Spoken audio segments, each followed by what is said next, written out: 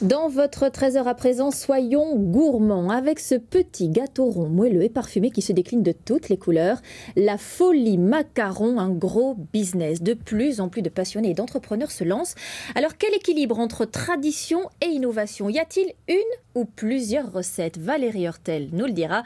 D'abord, ce reportage où l'on constate bien que c'est la course à la nouveauté et aux goûts originaux. Pauline Forgue et Mathieu Birden.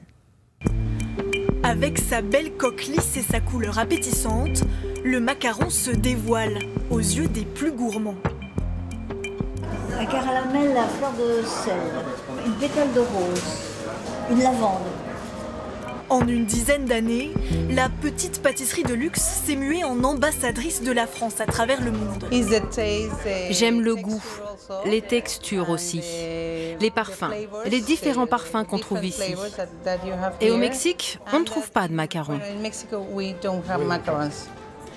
Un succès initié par cette maison de prestige qui a su donner au dessert venu d'Italie toute sa renommée. Mesdames, bonjour. Œufs, sucre, amandes, sans oublier la garniture. Prix de revient, à peine quelques dizaines de centimes d'euros l'unité. Une pâtisserie vendue 2 € pièce le petit modèle et 5,20 € le grand. Nos clients viennent chercher essentiellement l'art de vivre à la française, l'excellence, la qualité dont les produits sont fabriqués et surtout une qualité de service irréprochable. Accolé à la boutique, le salon de thé accueille les clients les plus pressés de déguster leurs friandises. Au total, une trentaine de parfums sont proposés. On a choisi à la lavande, à la fleur d'oranger, aux pétales de rose et caramel beurre salé. On pensait goûter même une rose ou la lavande, c'était vraiment la plante excellente. Le macaron, une industrie en pleine expansion. Ce marché attire de plus en plus d'entrepreneurs désireux de faire des affaires. Banana split et carambar, c'est la même couleur. Anne Nicolet s'est lancée dans l'aventure il y a 7 ans avec ses économies. Son secret, le vaste choix de parfums qu'elle propose à la vente, plus de 250 au total. En 2016, elle a triplé son chiffre d'affaires. Là, c'est praliné citron, ça c'est les fraises tagada. Après, on propose aussi des macarons avec des garnitures salées. Donc, c'est des macarons qui peuvent être dégustés au moment de l'apéritif, par exemple. Donc, vous avez bien sûr le classique figue et foie gras, poivron tomate, curry, piment d'Espelette. Dans ce laboratoire, 10 salariés s'affairent chaque jour pour confectionner près de 2000 macarons vendus 1,40 € l'unité. En fait, tu dois pocher comme quand tu poches les macarons. Et bien droit, tu fais une sorte de petite boule au centre, voilà. Parmi les saveurs plébiscitées par les clients, le macaron tomate mozzarella remporte un franc succès. Là, on va faire sécher la tomate au four.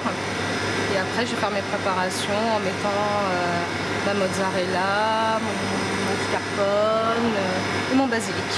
Je vais tout mixer après quand les tomates seront prêtes. La confection de ce petit bijou d'amande requiert beaucoup de technique et quelques conseils avisés ne sont pas de trop pour atteindre le résultat espéré.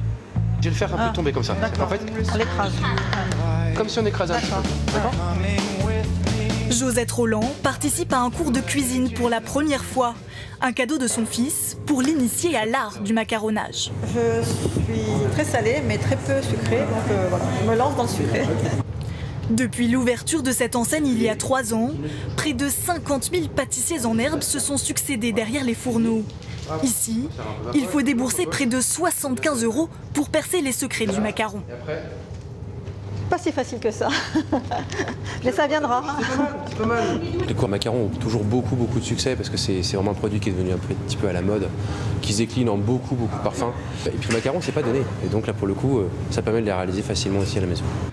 Une fois sortis du four, les coques sont dressées et les macarons prennent enfin leur forme définitive. S'ils ne sont pas tous bien proportionnés, ils font tout de même la fierté de notre pâtissière d'un jour.